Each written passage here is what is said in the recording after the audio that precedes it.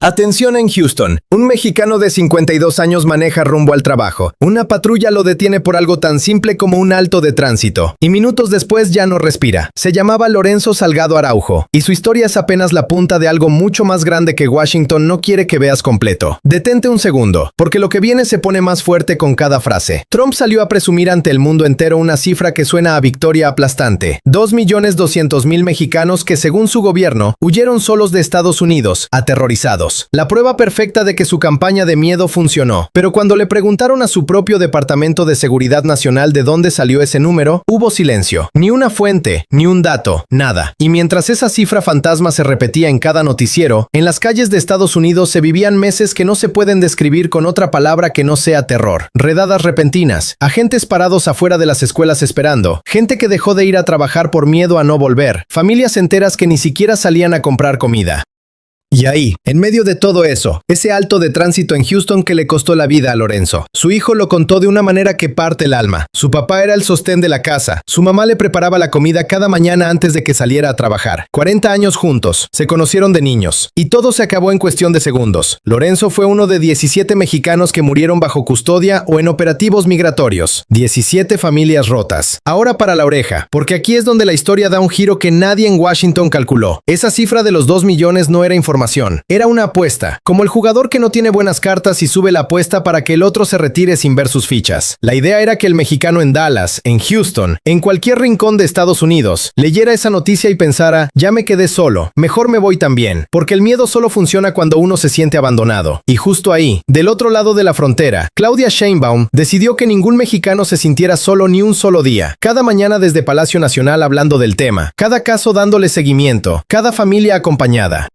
Pero agárrate, porque lo que sigue es todavía más fuerte. Cuando por fin salieron los números reales, los que se pueden comprobar, la propaganda se cayó en pedazos. Trump prometió las deportaciones más grandes de la historia de Estados Unidos. ¿Y saben cuántos mexicanos deportó en su primer año completo? 160,000. ¿Y cuántos había deportado el gobierno anterior, ese que él acusaba de tener las fronteras abiertas? 206,000. Deportó menos que su antecesor, 22% menos. Comparado con 2 años atrás, 25% menos. El hombre de las deportaciones masivas terminó deportando menos que todos los demás. Y en la frontera de Nuevo Laredo, las repatriaciones cayeron 89% respecto al año anterior. Casi 9 de cada 10 menos. Ese es el famoso éxodo. Y aquí está la explicación que de verdad duele. Porque no la da un mexicano, la da un investigador estadounidense del Instituto de Políticas Migratorias. Dijo que una de las suposiciones falsas de Trump era creer que sería fácil juntar y deportar a los inmigrantes. Porque la mayoría lleva ahí muchísimo tiempo y por lo tanto tiene raíces.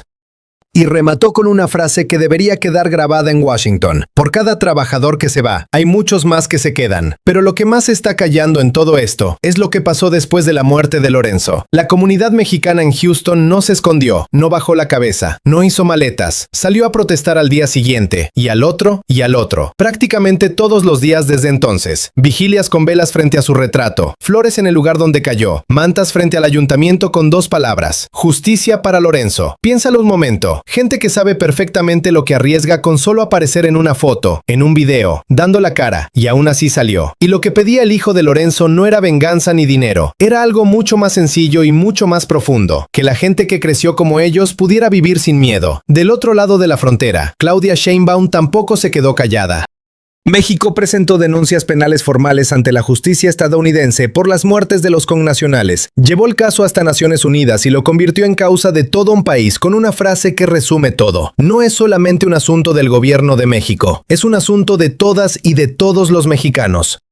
Hay una imagen que un investigador estadounidense soltó sin darse cuenta de lo que estaba describiendo, y resume esta historia completa. Imagina un árbol con 30 años en la misma tierra, que aguantó sequías, que dio sombra a quien pasaba. Llega una tormenta, sacude sus ramas, las hojas vuelan, y desde afuera alguien grita, miren cómo se cae, miren cómo huye. Pero pasa la tormenta y el árbol sigue ahí, porque lo que se ve de un árbol es solo la mitad. La otra mitad está enterrada tan hondo que ningún viento la alcanza. Esa es la comunidad mexicana en Estados Unidos, hijos nacidos allá allá, casas pagadas a plazos durante 20 años, negocios levantados desde cero, vecinos, iglesias, escuelas, cementerios donde ya descansa la familia. Y si tienes un hermano, un primo, un padre del otro lado, entiende algo, esa cifra falsa de los 2 millones iba dirigida directamente a ellos, para que sintieran que resistir no tenía sentido. Cada vez que alguien repite esa mentira sin comprobarla, aunque sea sin mala intención, empuja un poco más a que una familia mexicana se rinda después de 20 años de trabajo levantando una vida allá. Uno se pregunta qué haría en el lugar de esa familia en Houston, si tendría el valor de salir a la calle sabiendo lo que se arriesga, o si el instinto sería simplemente agachar la cabeza y esperar a que pase la tormenta. Los mexicanos no huyeron, se quedaron a trabajar, se quedaron a criar a sus hijos, y cuando les arrebataron a uno de los suyos, se quedaron también a exigir justicia, día tras día, sin esconderse. Y arriba, desde México, hay una presidenta que no los dejó caminar solos ni una sola vez. Esto apenas está empezando, y lo que se decida en los próximos meses, en los tribunales, en la ONU, en cada esquina de Houston donde todavía hay flores por Lorenzo, va a definir mucho más de lo que Washington se imagina.